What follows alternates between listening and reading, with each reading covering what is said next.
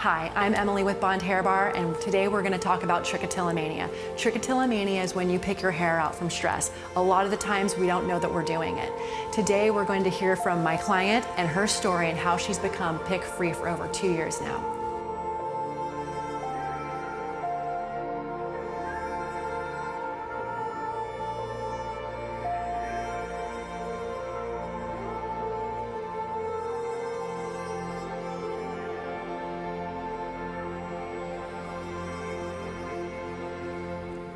Okay, perfect. So thank you so much for coming down here. I really appreciate it. First of all, we're going to start off with what were you diagnosed with and how you figured out what it was that you had? Yeah, so it was a bit of a process. I remember actually the first time I started pulling my hair, I was like sitting in Spanish class in 10th grade and just sort of playing with my hair, and I remember pulling one out and thinking like, that's kind of weird, and it just came out really easily and it didn't really hurt. And then, you know, over the next few weeks, I found myself like pulling out my hair more and more. And eventually my parents noticed, and that's when I think they did some research online and kind of learned about what trichotillomania is.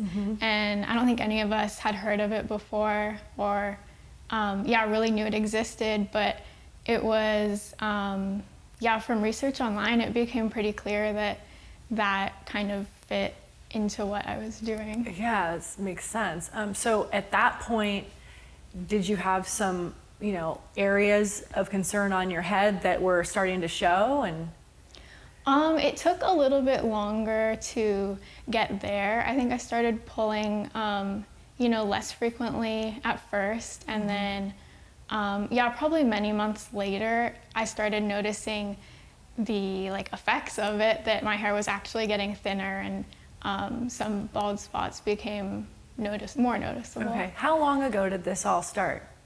So this is 7 years ago. Yeah. Okay, and then what was your journey like in getting help?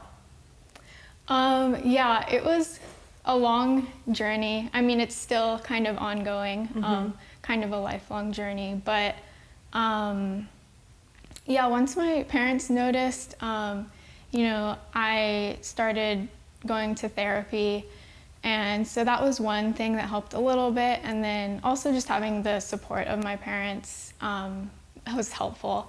I think it's important to have at least one person who knows about it, who's there to talk to if you want to. Right. But really, I think most of the help came from myself. Right. Yeah.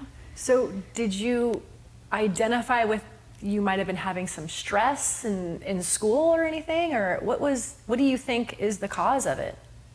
Yeah, it's kind of hard to say and hard to put into words because it is very internal, I think. I definitely put it under just the mental health category.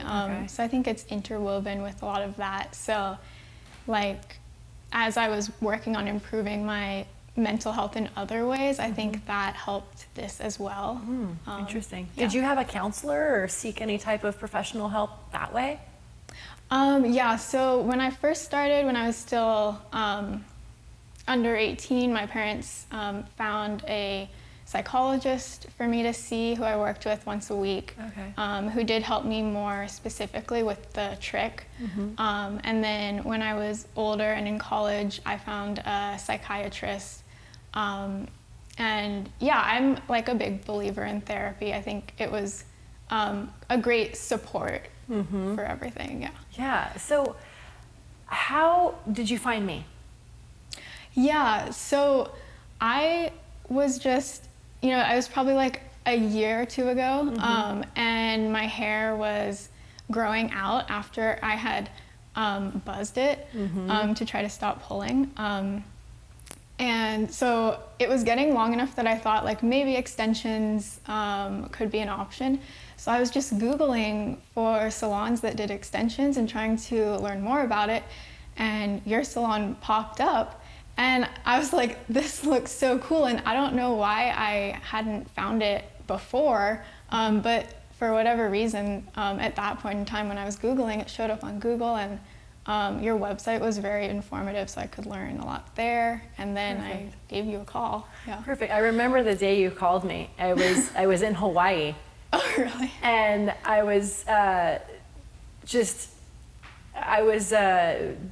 excited to help you, and I really, wanted to make sure that you were finding support, and I couldn't wait to meet you because you were like one of the first few that came with the Trichotillomania. And can you explain what process we took and how that helped?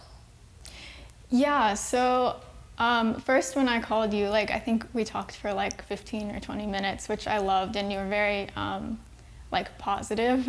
So then I think the same day I made a appointment for a consultation, and we talked about options, and ended up going with the braids and then the extensions, and those were also really great because they kind of create a barrier between me and my hair, so it actually helped me not pull, and at the same time my hair was growing underneath them, but I still had the longer hair to sort of cover it up. Yeah. How did that make you feel when we had the extensions on? And I mean, did it help your self-esteem, and what was that like? Yeah, it definitely gave me a confidence boost, and yeah, I've been pretty private about this, and so yeah, it was great to just have long hair. I've always loved my hair. I know I've had people tell me, well, just cut it short and just have a pixie cut, and then you also won't pull it because it's short.